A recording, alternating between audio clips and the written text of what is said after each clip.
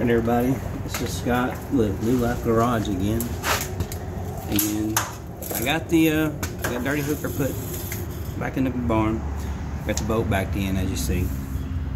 I'm gonna start on. I've already took the out drive off. I did it in one of my earlier videos. I'm kind of crowded right here, so I apologize if I'm close to the camera. Look this out.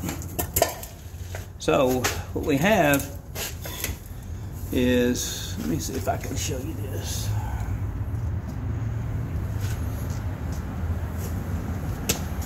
So in order to have an inboard outboard, you have to have a place for your prop shaft to go through, which is right here. And you also got to have a place for your shifting cable to go through. And you also have to have a way for your exhaust to go through. Now on this boat, the exhaust can come out down here under the water line, which makes it quiet, or it can come out up here, which is open header. So what we have here is, starting with the exhaust, this is the bellows. It's called a bellows. This is a bellows for the exhaust. And when you put these in, you got to put a little bit of bellows glue on here and then stick it on there. On this bottom bellows, the hose clamp is at the top, and there's a little hole on the side over here so you can take that hose clamp loose. So this is for the exhaust bellows. And this one is for your shift cable. It'll also get a clamp back here. Then once you get it in place, you'll pinch this clamp down onto the cable once you get that set right. Now, the one for the prop shaft up here, this one's a little different. This is the Gen 2. On the Gen 1s, they don't have this ring. They got a clamp. This one has a ring. And so you put the bellows on there, and then when you put the bell back on, you slip this up through there and you hammer this in to hold that in place. This is the one that was leaking. I've got it right here. I'm going to try to show it to you. One of these ribs had a tear in it where it got something up in there, stick or whatever, I really don't know. Or it may have just been done from age. And that's where the water was going in. So the water was going in through this bellows, which was here, and which was going through this bearing, which I now see that someone put this bearing in backwards. That's my understanding. So I'm going to show you the bearing real quick. Not that one, because I still got to pull it. So this is our bearing, okay? And right here on the side, I know you can't see it, but right here on the side, there's a way to grease that bearing, and there's a little channel that goes right up to where that bearing is. Well, that channel has to line up with this hole, okay? Now you got a indention on this side, and then you got these two cutouts on this side, which is considered to be from here, the back side. This, my understanding, this is supposed to go forward to the boat. So this should actually go in like this, okay? And with that one being like it is lined up where the grease will go in. And to be honest with you, I don't know that would really, really matter, but there's got to be a reason. There's got to be a reason for that. And what I'm thinking is, this is what I think. Possibly, when you grease this bearing, maybe if you over grease it, the grease comes out through these, and in that way, and it doesn't fill up your bellows. Maybe that's the only reason. I don't know. I'd like to do a little research on that. I'm not going to get this in today, so it doesn't matter. So what I'm going to try to do today is get these bellows out of here. I've already got one when I pulled the bell off the last time. I pulled that out. I pulled the shift cable out. I can't pull the bearing and the seal out until I put the bell housing back on. And then I can't put this back on until I get that. I mean, I probably could, but the tools that I ordered are designed to operate with the bell on there. So I need to do the bellows anyway. It's got to be done. I'll do those, and then I'll snap it back together, and then I'll do the bearing and the seal. And you really need to do it that way anyway, because you have to line the bearing up. I've got an alignment tool that helps line the bearing up to make sure it's parallel with or square with the outdrive portion of the engine where the prop shaft goes in, so it's not in a bind. So anyway, it's just interesting. There again, we're finding more things that was not done right when this boat was put together. Not new, but when the outdrive was built. But anyway, when you pump grease in the side, it goes in here, greases that bearing. The only thing that I find is really strange about the design of these is there is a seal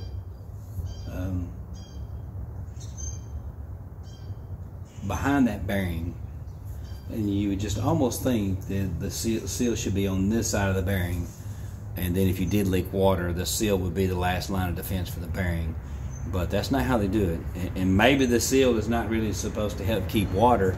Maybe it's just for grease.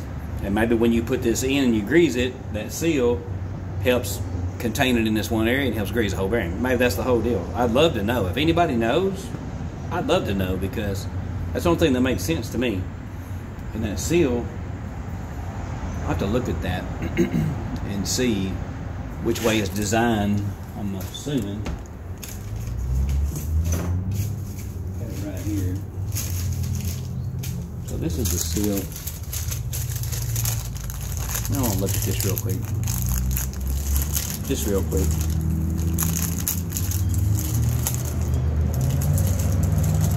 I'd like to know.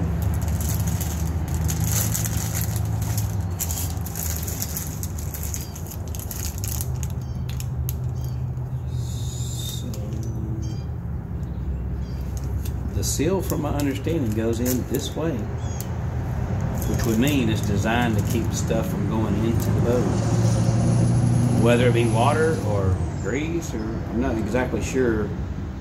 Maybe it's both, but maybe that's how those work in conjunction. Maybe that bearing dumps grease in up against this, and it helps keep from getting in the boat. And probably, oh yeah, okay, that makes sense. That makes sense.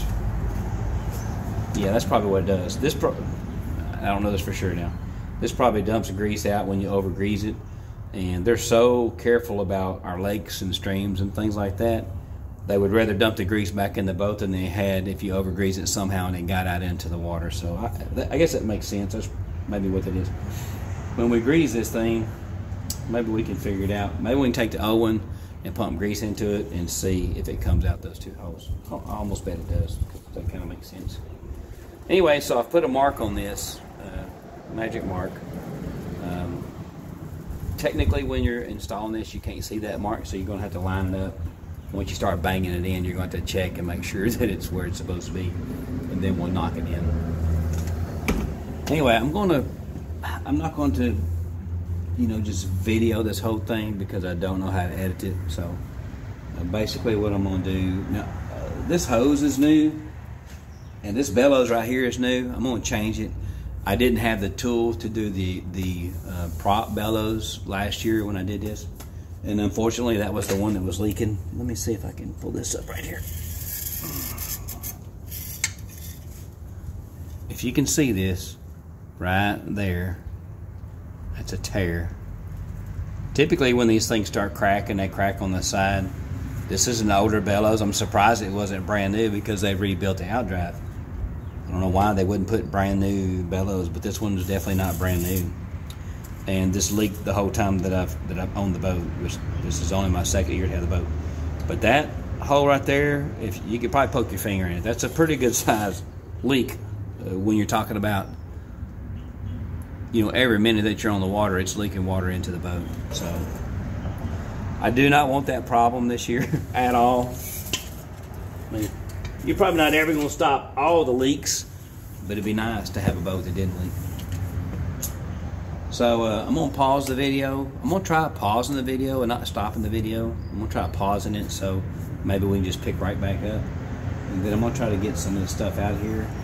And then it's pretty self-explanatory, taking the stuff out, putting it back in. And so I don't want to bore you with all that. And then I'll probably get this apart and maybe get it back together, except for the bearing and the seal and those things. And maybe those will be on a different video. Anyway, some of you Mercruiser outdrive experts, man, let me know what you know. Drop something in the comments, because it's definitely new to me. And I've decided to not rebuild this outdrive I was going to rebuild it this winter, but it did well after I fixed it last year and after I understood where I went wrong. So it did well. So I think this year what I'm going to do is I'm going to change the oil in it again, or the gear oil in it again. I'll probably change it every 2 weekends. I know that's excessive and everybody's going to say don't do that, but it's so cheap. And if I change it every weekend or every other weekend, I'll know if there's anything going wrong. Dirty Hooker, I change oil in it every mud ride. It costs me $20. It's really no big deal. It takes no time whatsoever, and the oil is always clean. I would just rather do that. It's because if you get water in the oil, you know you got a problem, and you know right away you got a problem. And especially with something that sits in the water all the time, it's cheap insurance in my opinion. And so I will probably do that every time. I've got a lot to do on this boat before summer. This is the primary. I got to get this done. It's not going to be a problem. It's just going to take a little time, and I want to make sure I get it done right. And then I've got the hatch I need to replace, which needs to be done with acrylic. I may do that with wood. I thought about doing it with a cutting board, so I'd have a place to cut up stuff when I cook. That's a thought. And then I got to do the acrylic on the bow where the cabin area is. Those are the main things I got to get done. The windshield I'd like to get done. Doesn't have to be done, but it really needs to be done. That's a thorn in my side, that windshield, man. It's just it's painful to have broken the only thing on the boat that I didn't have to touch, and for that one thing to be so problematic and so expensive. That windshield's like $1,100, and I have to send off the other windshield so they can match it, or at least a perfect template of it. And then it's got to be special made, and then they got to ship it. But if they don't have the original glass, they don't know what tint to send, because it is tinted. It's got a green tint to it. So if you got a clear one and a green one, it's going to look weird. So it's a huge problem to do that. So be careful with your windshield glass. That was it was just unbelievable that happened. But I may do it in acrylic and have it tinted, so they don't scratch very easy. Maybe tint both sides of it real light, or maybe even see if they got some clear tint that they could put on there that could be, put on and taken off without me having to change the whole windshield. I really don't know, but I got to do something with it, regardless of whatever. At some point, it's got to be fixed, and I would rather it be fixed than not. I've got both sides of the glass out. I can make a couple of small acrylic patterns if I wanted to. That's the simplest fix. Just make me some couple acrylic sheets and drop them in there, and then as needed I can change them as they get scratched up or whatever, because they're going to get scratched. But the windshield doesn't get touched really that much in this boat, so if you had to do a set of windshields every summer, it wouldn't be that big a deal. I think it'd be worth it, other than spending $1,100 for that one piece of glass, and if you break it, you're back to $1,100 again. I don't really like the way the windshield was anyway. It was so thin. I was scared. I always scared someone was going to bust through that thing, and myself included. And it's technically not, I guess it's safety glass, but man, it's not very strong. It's not very stout. It's tempered glass is what it is. And it's I don't even know if it's even a 1/4 inch thick, maybe 1/8 inch or 1/4 inch thick. It's very thin.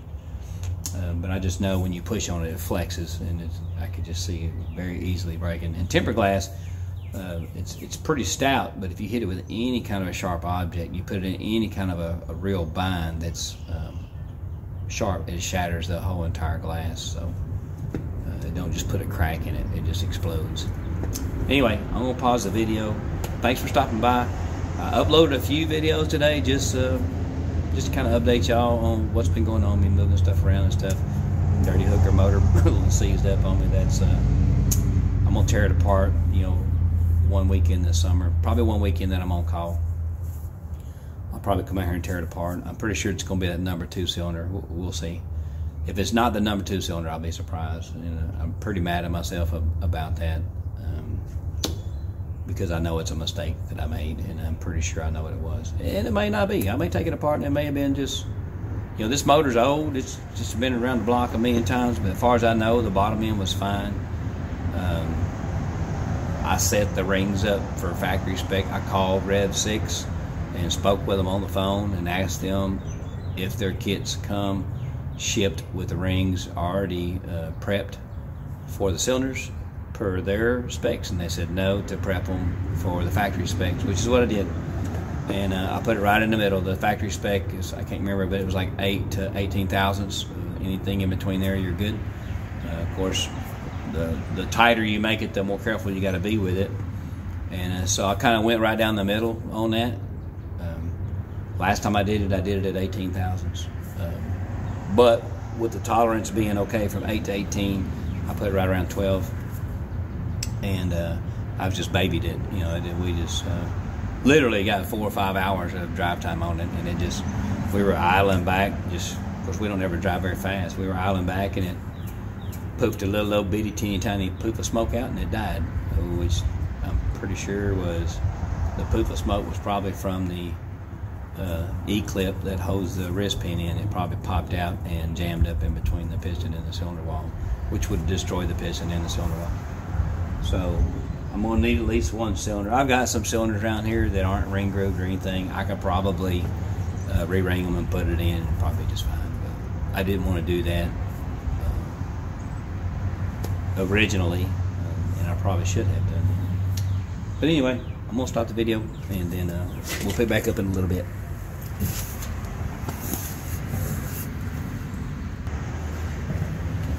Up here, buddy.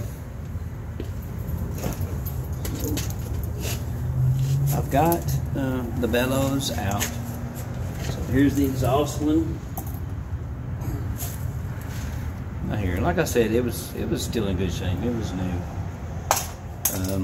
The shift cable one, I tore it taking it off, which I kind of knew I was going to. It's just, it's actually the one that goes right through here, if you can see. Now the bearing's still in there. Like I said before, I can't take that out until I put everything back together. And this is the one that was leaking. And this is where it was leaking at. Now this one goes on this way. It pops on there like that. And then you tighten up this hose clamp right here. You get that tightened up, and that fastens that on. But when you hook it to the bell, you gotta have a special tool. You have two special tools. One of them is this. So you go inside there and you grab hold of that boot and you pull it out. And when you do that, inside of here, if you could see, right inside right here, there's a lip right there, okay? So when you pull that, when you pull this big bellows out, over that, once you get it over that, you force this in there, and that sandwiches that thing inside that bell housing right there, with that rib right there. I don't know why they changed that. It used to be a hose clamp on the older gens, so I don't know. I don't think it's going to be a big deal, but that's why you got to have that tool, because you can't pop that into there, because this thing's hard to stretch, and you got to stretch it onto that before you can hammer that in there. And you got to have some way to hold it on there till you get that on there. It may stay on there. It may stay by itself, but anyway, what I'm going to do now is, this is the Quicksilver bellows adhesive. They recommend you do that, and I really don't think it matters if you put it on the bellows or on the metal. I've cleaned all the metal up around where it's going to go on, so probably what we're going to do today, I don't know what time it is, yeah, probably what I'm going to do today is glue. This one here has a rib in it too, and it'll pop in over that little rib right there, or that may not pop over, that may just be a stopping point. But there is a rib up here, so I have to think that it goes in there. Probably doesn't. I feel like it does. So I'm going to try to put these 3 bellows on there, and then that's probably going to be it today. So I just may leave the camera rolling, see if we can pop these in there, and then I'll put the bell. I'll put the bell on the next time. Once I get the bell on, then I can pull that bearing and that seal, put that back new, and then I can put the outdrive on. And then technically, we're ready to go to the lake, except for the tires, which I'm not going to change those. I'm just going to run by shop and let them do those. But I can do them, but I don't have the tools to do them, and I don't want to. It's a lot of work to do by hand. All right, yeah. Let me loosen this up just a little bit. The more loose, the better, I'm thinking. Yeah, so I'm gonna be honest with you guys. I've got a lot of friends that's got boats, and we all got boats that are leaking. And most of it's going to be coming from these bellows, I'm certain. And you know, marine dealers recommend you do these every 5 years. They recommend that you pull the outdrive off every year. You know, I guess either before summer or at the end of summer, whichever. I guess it really don't matter which one, but they want you to pull it off to inspect the inside, make sure you're not leaking any water, inspect your bearing, things like that. I personally feel like it's better to do that at the end of summer unless you're having a problem, because if you're having a problem in the summer and there's water getting in there, when you pull that off, you're going to see it. I could be totally wrong on that, but either way, they want you to do it, pull the outdrive off every year. And it seems a little excessive, but to be honest with you, it's not that hard to do.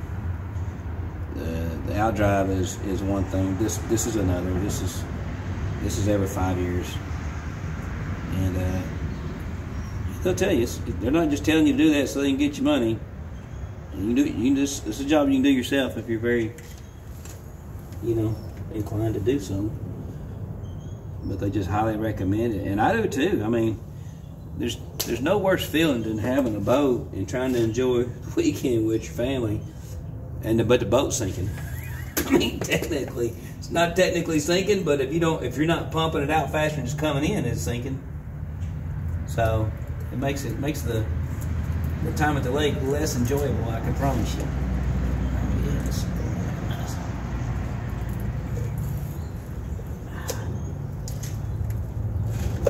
Yep.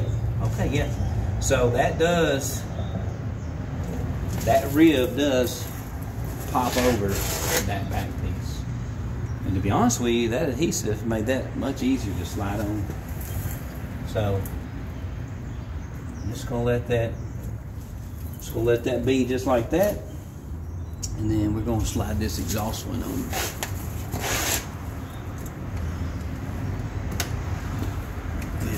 I'm ready to call it a day. It's been a long day already. So this one gets a hose clamp on both sides. Now remember, and this one doesn't have a rib. This one doesn't have a rib to slip on. And on this one, your exhaust bellows, you got to have your hose clamp for the inside clamp facing that way. So essentially, 9 o'clock position. Of course, it's going to be on top, because there's a hole over there to tighten the hose clamp up with. So don't forget that. I'll snug this down just a little bit. And then I'm going to test it. So this one doesn't have to go over a lip, so I feel like we can have this one a little bit snug, so it's not rolling around on us when we're trying to. And you're going to have a long, skinny screwdriver too. And it's not this one, because this one has that socket bit on the end, so it's technically not, and there is no up or down on this one. So, and the other bad thing is the hole down here is oval, so you got to kind of make this into an oval shape to get it on there.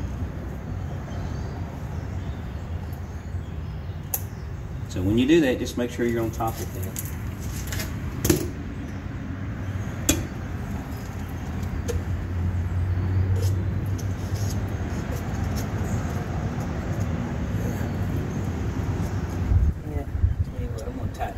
Before we get crazy with this one, we're just kind of test fitting that to see how easy that was going to be. Also, if you guys work on very much stuff, this is a little, I call it a thumb ratchet. That's not what they call it, but it's a 1/4 inch on this side, which you can put a bit driver in.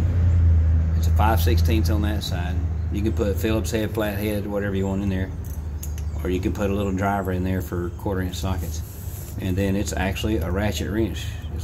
I can't tell you. I use this thing every single day. It gets me out of more jams than any tool I've ever owned.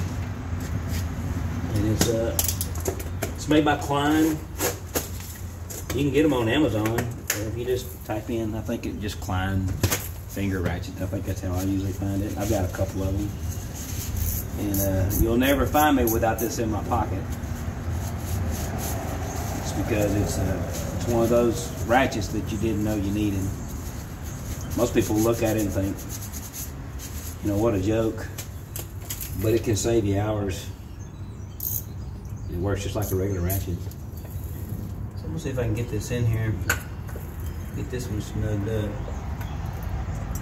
I like that it's got the finger deal on it because you're less likely to drop it.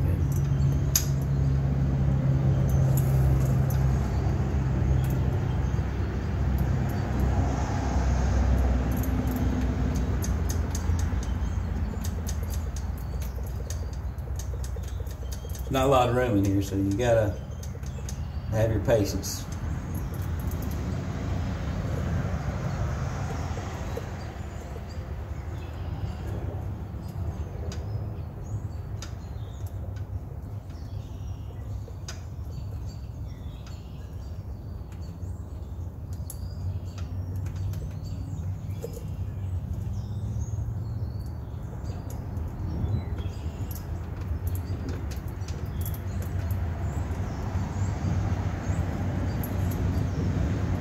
Goodness, would you just please tap it?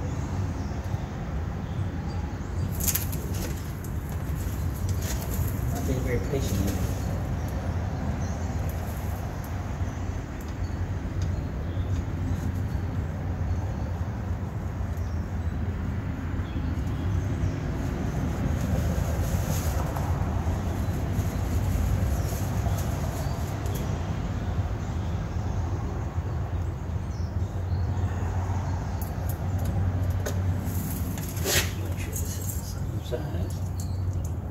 Of course it's not. They changed the size on it. The old ones were 5/16. These are probably 1/4 inch. Wow. Okay, I got one right here close by, I think. Pause the video, I guess. Okay. Got the right size. I'm okay with the smaller head. Don't bother me. Probably easier to do.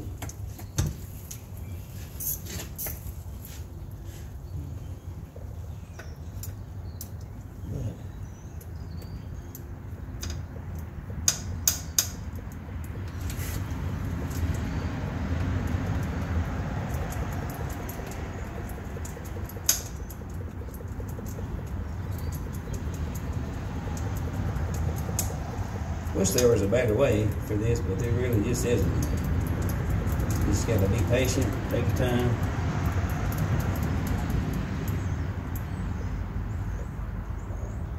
Make sure you get it done properly. Because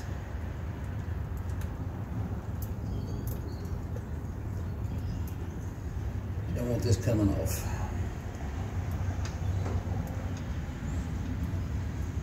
Goodness.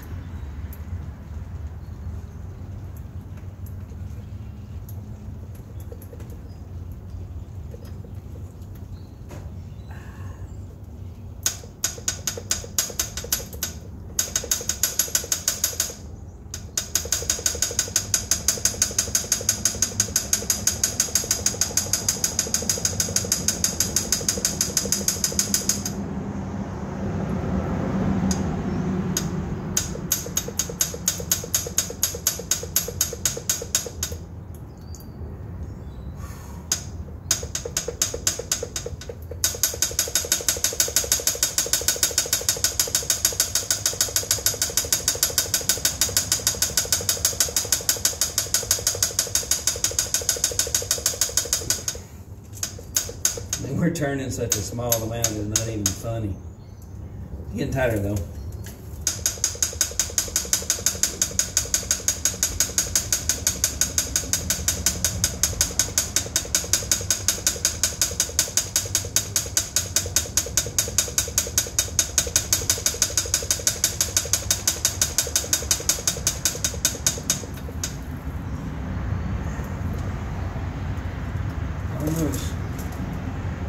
goodness.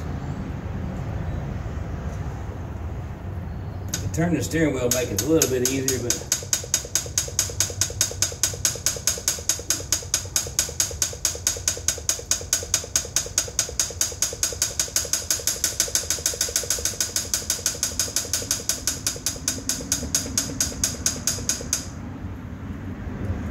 whoo.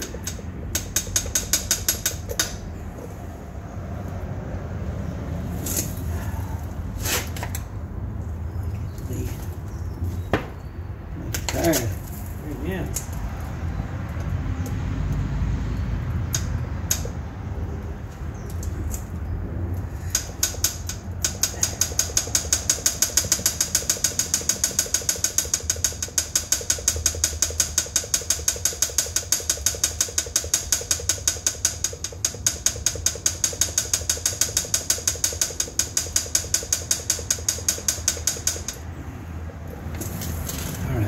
It's almost tight enough. Not quite. A bunch of grease up inside there.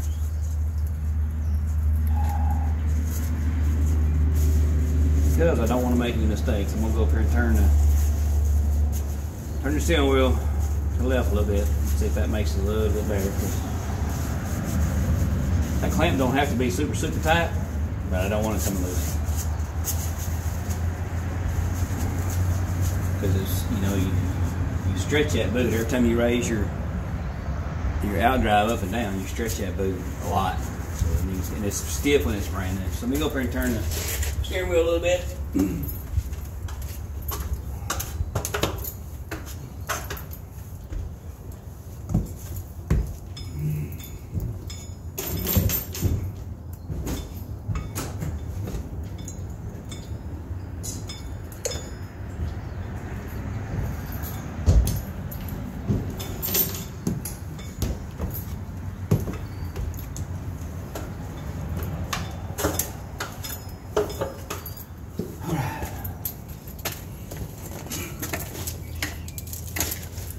Should give me quite a bit more room. Probably should have done that in the first place.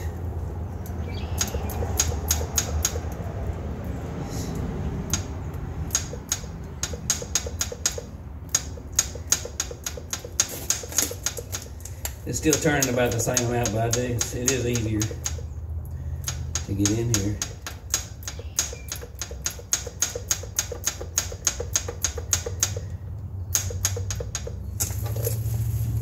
Got a little wobble joint over here that may make it better.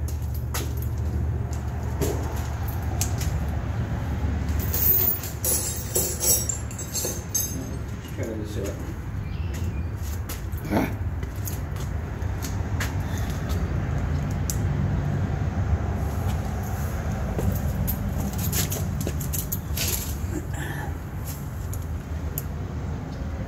If I got room for this.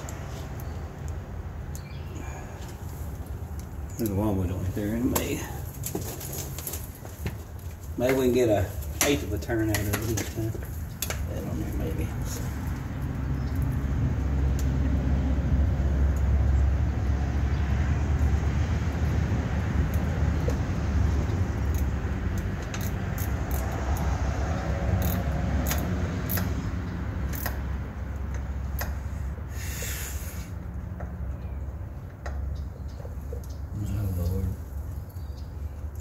They'll probably make a tool just especially for that, I bet you.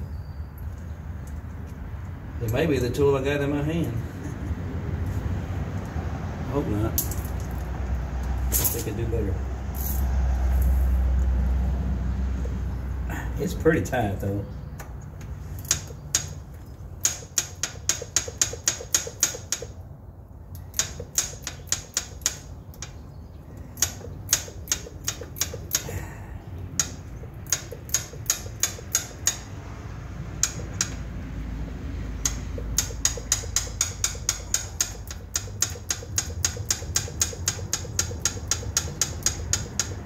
I wish I could see how very little this thing is moving.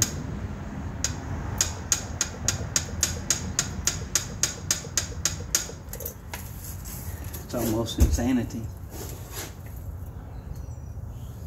All right. Put this little flathead on here. See if that's a little easier.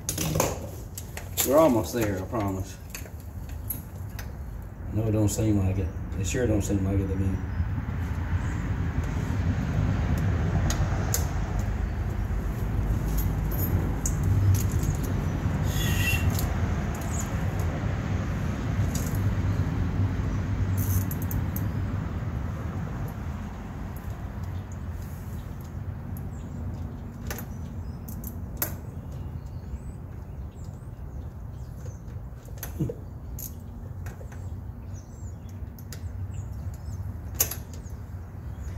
This boat is driving me crazy already.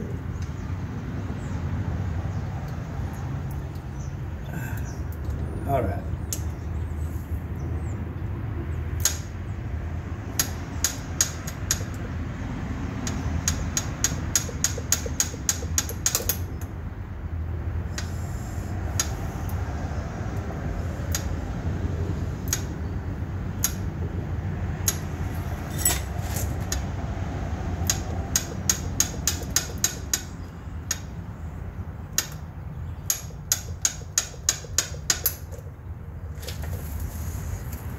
All right, I'm not gonna bore y'all with that anymore. I'm gonna pause the video and then I'll finish it and then I'll holler back.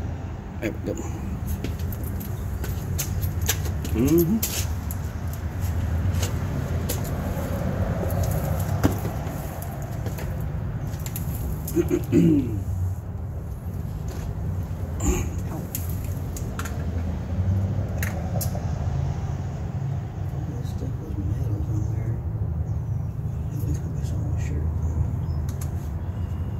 There we go. All right.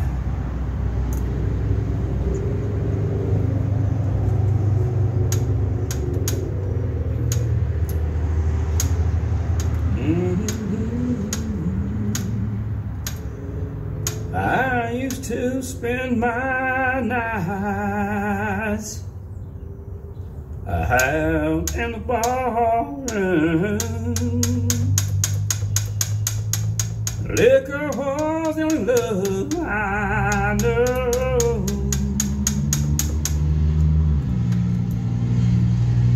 But you rescued me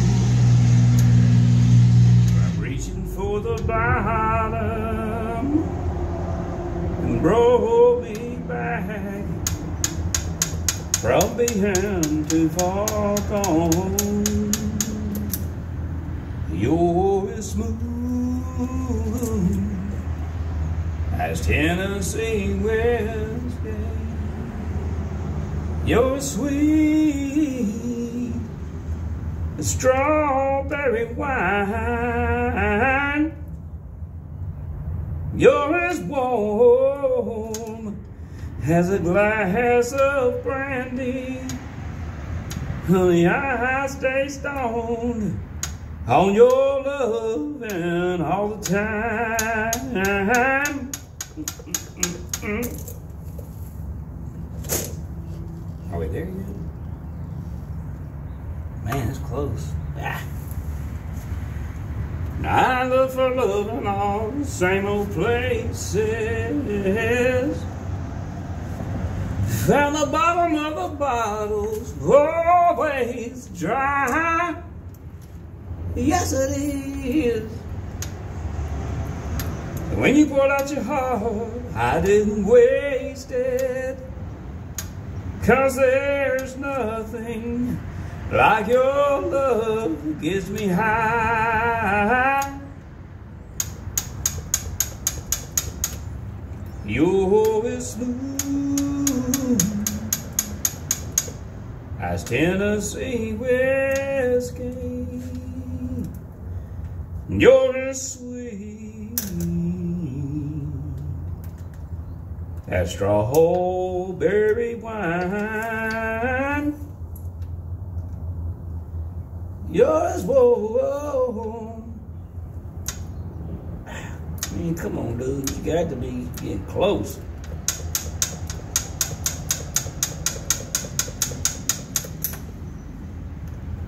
Okay, yeah, that feels good. Woo, oh, Lord. There's that then. We need to get this one on here. Do a little test fit on this one. Will it? Man, I should put the bottom one on first. Why they make these so hard to get in? My goodness.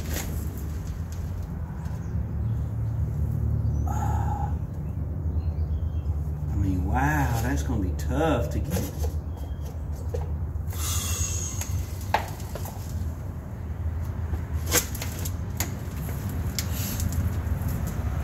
Tough. You're trying to make it hard on me, man. Just push play.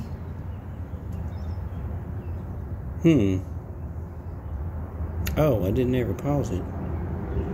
Oh, Lord. Okay. Yeah, this video's still running. Anyway. I guess I didn't hit the pause button. Or maybe a little bit of oil on my fingers. Sorry about the singing. I sing all the time. I'm not that great at it, but I sing all the time like I'm great at it. But definitely not the case. So these things, man, these things are tough. I remember last year when I did this. Man, I fought these things. They're so jammed in here.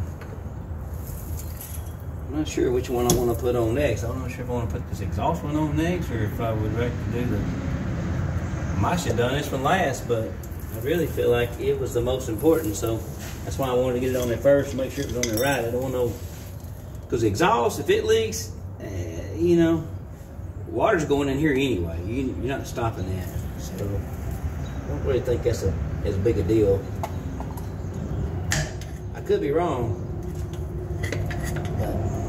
It's rare. Just kidding. So this one and the shifted one, those are the most important. This one's hooked to the exhaust inside. I really think if it was leaking, it's really not a big deal. But the shifter and the prop, those are important. We didn't get those right. Got a little bit of gunk in here or something. What this is. But there it is, yeah, there it goes. Alright, that's out there. So, yeah, what we got here? We got this one. This one technically, pretty much put it on the cable first and then slide the cable through. So this one will probably go on last. It'll probably be my most difficult one too because of that. Seemed like it was pretty tough last year. Okay.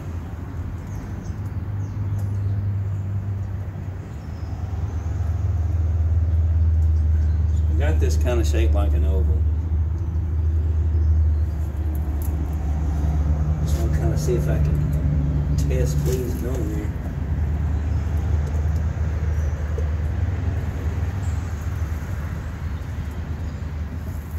Yeah. I think I can. Probably going to have to loosen this up a little bit though.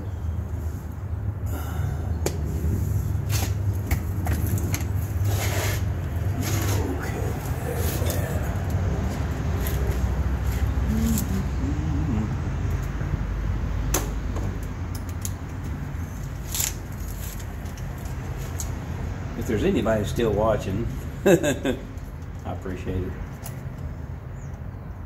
Maybe Wednesdays I'll have a little bit of music and have time-lapse of videos and all the stuff that fancy people have.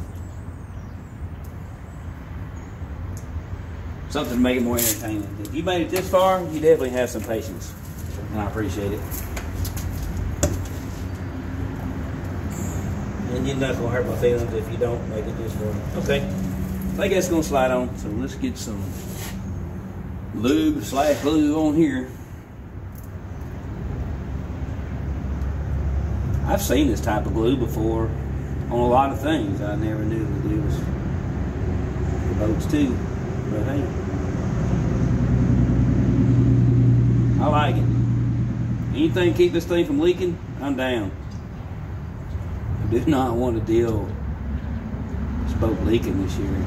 Golly, that is so. And I've got my pumps. I don't have to turn no switch on for my pumps. They're wired directly to the battery. So long as there's juice in the battery, it's going to pump. And I got enough pumps in this boat to keep it afloat even if I don't have to plug in the boat.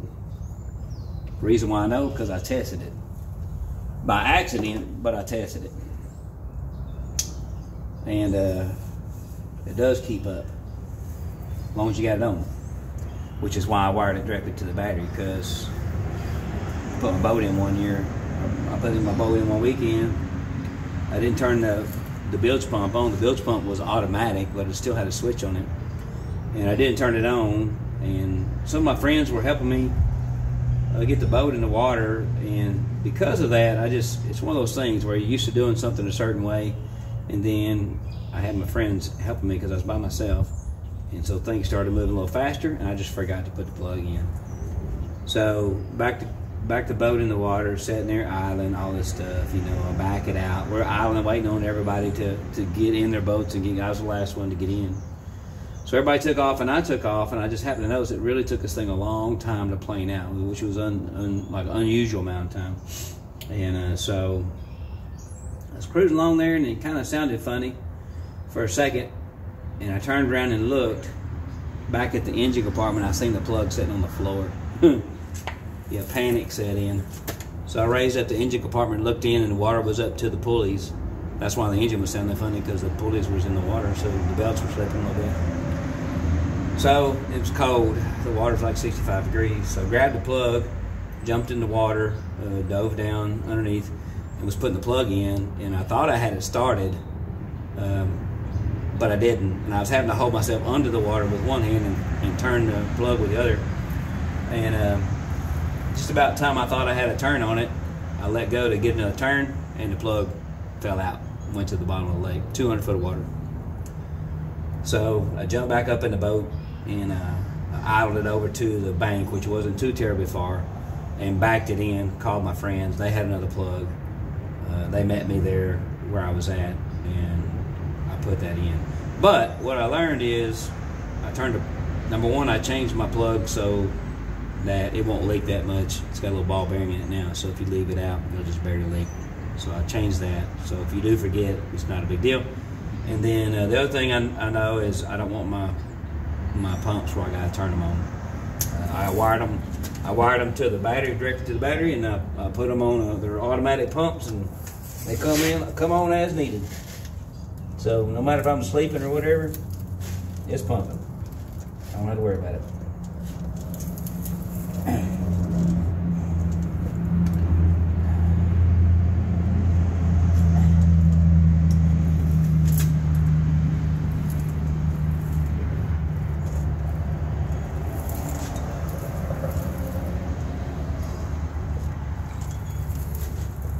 A little bit of light in there would go a long ways if I could see what I was doing.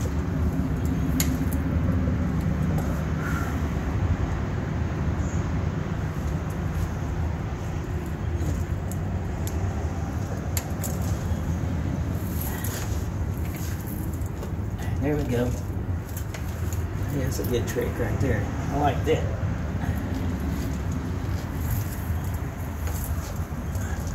You saw it here first, just kidding.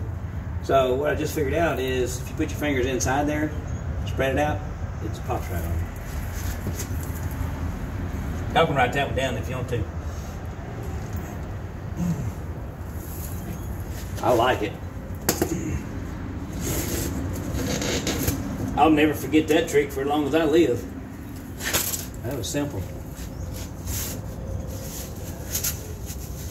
Wish I'd thought about it sooner. Oh boy, that is some sticky glue right there. Wow. I'm assuming that glue don't set up until you seal it off. It's gooey to start with, but it definitely helps sliding those on.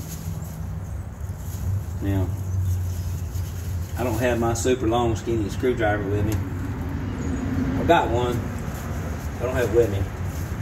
So I'm not going to tighten that hose clamp up right now. And we're going to call it quits for today. That's what we're going to do. I got some other stuff I need to do today. It's already after 5, maybe 6, I don't even know. 5:30. So,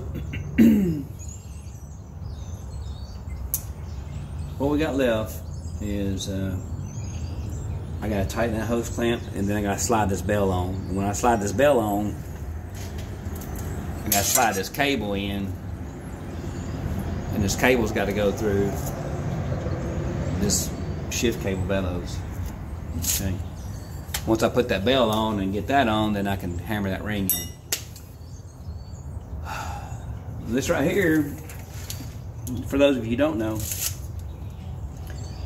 your outdrive goes down into the water, and there's some holes in the side of it where water floods the lower unit. The water pump pulls that water up and runs right through here, through this hose, and that goes up to the motor. That's how you get your water to your motor. You're also supposed to change that pump, I think, every year or every 2 years, something like that. Mine's new. I just changed it, and I got another new one in the boat in case I need it. But yeah, it pumps that water up through there, through the whole motor, and through all your exhausts, everything. Everything needs to be cooled, and so you got to make sure you get that hooked up. You got those two, and then that other valve. And these are your transom sensors. That tells you how much pitch you have on the outdrive. Anyway, we're done for today. I'm gonna grab my stuff, my tools, because I got some of my everyday tools out here with me. I want to make sure I get everything. And I really appreciate y'all stopping by. I know this is a long video. I'm gonna post it just like I recorded it. I'm even gonna leave that beautiful singing in there so y'all can enjoy it. Download it, you know, on iTunes or whatever. Just kidding. So, anyway, I'm ready to get to the lake. I'm sick of the cold. I'm sick of the rain. I'm sick of the messy weather. I'm ready to go get as few clothes on as I can wear and jump in the water, drink something cold, eat some good food, you know, and enjoy the summer. I hope y'all have plans to get out this summer. Society tries to get us to stay inside. It seems we got so much entertainment inside. People don't get out like they used to. When I grew up, we didn't even have air conditioning. You don't want to be inside. You won't be anywhere but inside. You go shop mall, you go grocery shopping, go anywhere, just got some air conditioning. Because we didn't have it. We also didn't have video games to speak of. We lived on a farm, so we always had, you know, firewood to cut and cows to feed and horses to ride and just whatever. But in today's world, people don't get out like they used to. They definitely don't get out with their families. And I can tell you that your family will enjoy getting out on a boat just about more than anything that you can do. It is. It's just a few months out of the summer that you get to do it. And if you can get you a boat, and I don't even care what kind of boat. It does not matter what boat it is. Just get a boat that y'all can be safe in, and get your kids out and get them away from the video games and the TV and the YouTube and the TikTok and all that stuff, and go out and cook some hot dogs and swim in the water. You won't regret it. I missed a bunch of years when I sold my last boat. I got real busy with life and didn't have a boat, and I ended up with this boat, and it was one of the best things that's ever happened to me. I really, really, really enjoy getting out on the water, man. It's just really just nothing like it, especially if you got a beautiful lake like we do. We got a bunch up here in Arkansas, but Greers Ferry Lake is probably one of the most beautiful lakes that you can be on, in my opinion. And there's a lot of people on it. There's a lot to do, and it gets busy. It gets busy at times. You got to be careful. We have phenomenal fireworks shows for the 4th of July. And they probably got some other events and stuff out there. I don't know. I don't go to a lot of that stuff, but I do try to make the 4th of July, and it's It's amazing. It's an insane amount of boats on the water for the 4th of July. I mean, it's like you could literally almost cross the lake on foot without falling in the water. There's so many boats out there, at least in places. So anyway, I appreciate you guys coming by the channel. I still am giving that watch away. I know that's been a slow go, and that's my fault. It's nobody's fault but mine. I don't know how to tag that stuff and make it hit where we can get people interested in something like that. I'd love to give it away. I may end up giving it away before we get 100 subscribers. I don't know, because it's not fair for y'all to keep waiting to find out who wins for my incompetence. To be honest with you, that's all it is. And so I'm gonna kind of look at this OSB thing and see if I can kind of figure that one out. All these things are complicated to me, so I'm gonna look at that, see if I can figure that out. And maybe if I could attach, one of the G-Shock video description links to it or something, maybe that'll get the hits up there where we get 100 subscribers. Because I really want someone to get that watch, and I want someone to really enjoy that watch and love that watch. I think it's an awesome watch. It's just happened to not be the one for me. I got my T-Rex right here. I done got it dirty. This has been a good watch. I beat the crap out of it, and so far so good. The battery life on it's great, all that stuff. Not everybody likes a smart watch though, and this watch is not as smart as the one that I had. It's got features on it currently right now that don't actually work right now, and I know that's some of the software updates in the future, but who knows when. But for what I wanted it for, it does everything I need it to. Anyway, I'm going to stop the video, and I'm going to move on with my weekend. Y'all get out this summer and have a good time. Find you something to work on. Man, there's so many boats out there that you can get for just little or nothing. And if you get it for nothing, don't be scared to work on it. Drill a hole in it. Do some wiring. I rewired this whole boat. I didn't have to run only wire, but I had to take the fuse panel out, which was completely falling apart, and I had to label the wires one at a time, and I had to draw a schematic out on a piece of paper. I've never technically had to do that. Well, I have on a bulldozer before, but this was more wires than what I had to do on a bulldozer. And so I just labeled everything. I drew a schematic out for it. I took out the old glass fuse panel. I put in 2 flat fuse panel boxes like what you'd find in a car. One of them houses everything that originally came on the boat. The other one is like an expansion space for me to add whatever I want. So depth finders and all those kinds of things. As I add those, well, I've already got my depth finder on there, and my Bennett trim tabs, those kinds of things, accessories. I got all those on the secondary fuse panel. So all the primary stuff for the boat is like it was originally. All the auxiliary stuff I'm running off that second fuse panel, and I got a lot of room. I think there was 20 slots per fuse panel. I think I needed 22 for the boat, or maybe I needed 20. I don't remember. I think one fuse panel did everything I needed for the boat, and then the second fuse panel was blank until I started adding stuff. So, but it wasn't a big deal. I took my time, and I stripped the wires, and I had to put all new connectors on them because everything was corroded, rusted, and just crap. And so I cut the wires, cut the connectors off, put all new connectors on, put them in that, and zip tied everything up. And it looks real nice. I mean, it looks professionally done.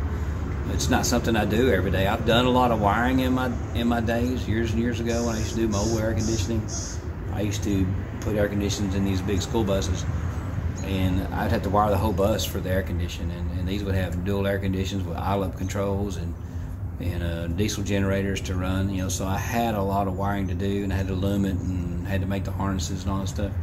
So I have done a bunch of it, so I'm familiar with it. This was, it's just time consuming. But when you buy a boat for the right price, that's why you're getting it for the right price, because there's time consuming things that's got to be done to it. It doesn't cost you a lot of money, but it does cost you some time. And when you're buying a boat, if there's a lot of things on there that you think you can do, that's not going to cost you a lot of money, it's just going to cost you time, that's your bargaining chip. Forget it at the price that you want to pay for it.